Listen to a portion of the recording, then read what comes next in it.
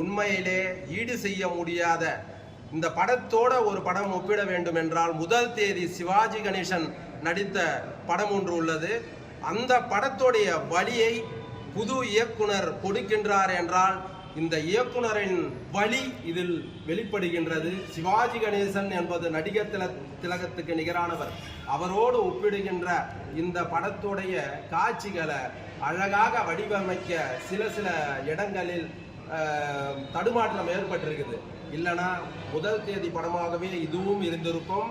இப்போ நம்ம பார்த்த ஜோக்கர் படம் காலதாமதமாக தான் வெற்றி பெற்றது. அதுபோல இந்த படமும் வெற்றி பெறுவதற்கு நாம் எல்லாம் உறுதுணையாக இருக்க வேண்டும் என்று இயக்குனருக்கும் படக்குழுவினருக்கும் தயாரிப்பாளருக்கும் எங்களுடைய மனமார்ந்த வாழ்த்துக்களை தெரிவித்துக் கொள்கின்றோம். நன்றி.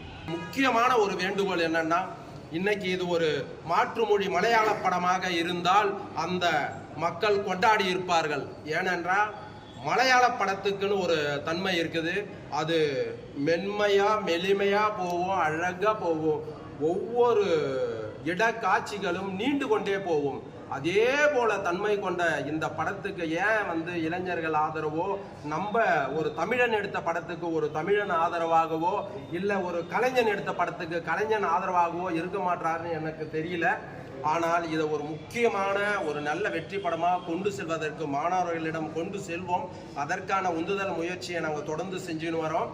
எல்லாரும் பார்க்கணும். இதில் நடித்த கலைஞர்கள் தங்களுடைய குடும்பத்தை, தங்களுடைய உறவுகளை அழைத்து இதை வெற்றி படமாக்கணும். ஏன்னா நாம் முன்னெடுத்தாதான் அது அடுத்தவங்க கையில் கொண்டு சேர்க்க முடியும்.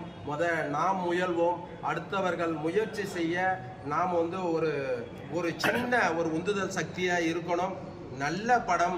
ஒரே ஒரு வேண்டுகோள் இயக்குனர்கிட்ட, இந்த திரைப்படத்தை ஆங்கிலத்தில் மொழிபெயர்ப்பு செய்து நீங்க உலக நாடு அரங்கல்ல இந்த படத்தை வெளியிட்டீங்கன்னா